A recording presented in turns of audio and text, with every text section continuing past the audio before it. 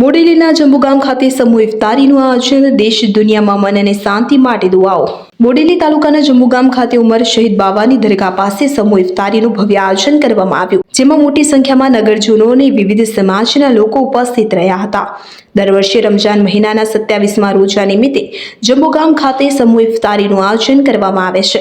આ વર્ષે પણ પરંપરા મુજબ આયોજન કરવામાં આવ્યું હતું કે જેમાં સૌએ મળીને એકતા અને ભાઈચારાનો સંદેશ આપ્યો હતો। આ પ્રસંગે સૈયદ મોહસિન અલી બાવા, સૈયદ ઇરફાન અલી બાવા, શશીભાઈ રાઠવા, અમજદ ખાન પઠાણ, એડવોકેટ મોહસિન મંસૂરી, આરિફભાઈ શેખ, સંજયભાઈ રાણા સહિત હિન્દુ મુસ્લિમ સમાજના લોકો મોટી સંખ્યામાં હાજર રહ્યા હતા।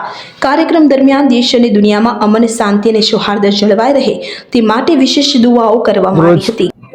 છોટાઉદેપુર જિલ્લાના બોડેલી તાલુકાના જંબુગામ ગામમાં 27મા રોજાનું દાવતે ઇફતારીનો પ્રોગ્રામ કરવામાં આવેલું હતું।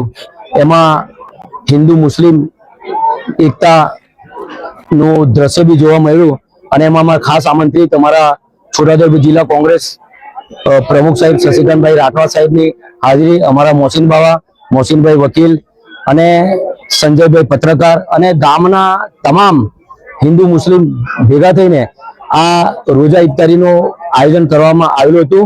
એમાં દુનિયામાં જ્યારે યુદ્ધની પરિસ્થિતિ છે ત્યારે હિન્દુસ્તાનમાં સુખ શાંતિ સમૃદ્ધિ મળે, ભાઈચારા અમન થાય કાયમ માટે એવી રોજા ઇફતારની અંદર અમારા બાવા સાહેબે દુઆ કરીને અમે બધાએ દુઆ કરી કે દેશમાં સુખ શાંતિ સમૃદ્ધિ અને ભાઈચારો કાયમ અમલમાં રહે અને બની રહે।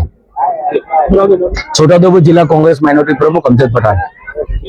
શકીલ બલોચ, છોટાઉદેપુર।